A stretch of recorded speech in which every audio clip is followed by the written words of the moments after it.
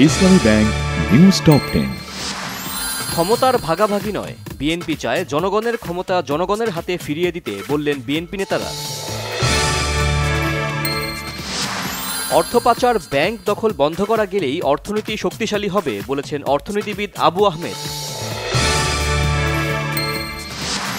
৩০০ ফিটে গাড়ি চাপায় বুয়েট শিক্ষার্থীকে চাপা দিয়ে হত্যার অভিযোগ সাবেক সেনা কর্মকর্তার ছেলের বিরুদ্ধে।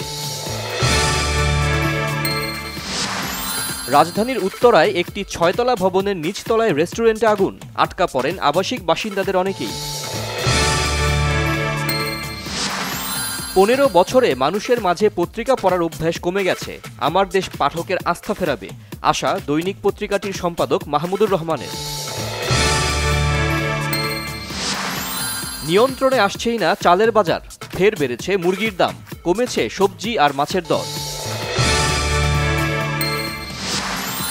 সিলেট তামাবিল মহাসড়কে প্রাইভেট কার নিয়ন্ত্রণ হারিয়ে ৩ জন নিহত, নাটোর ও সাতক্ষীরায় সড়ক দুর্ঘটনায় আরও 2 জনের মৃত্যু।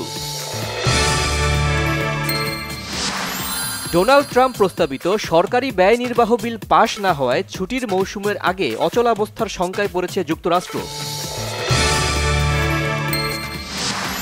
টি-20তে ওয়েস্ট ইন্ডিজকে প্রথমবার হোয়াইট ওয়াশ করল বাংলাদেশ, ৮০ রানে টাইগারদের সিরিজ জয়।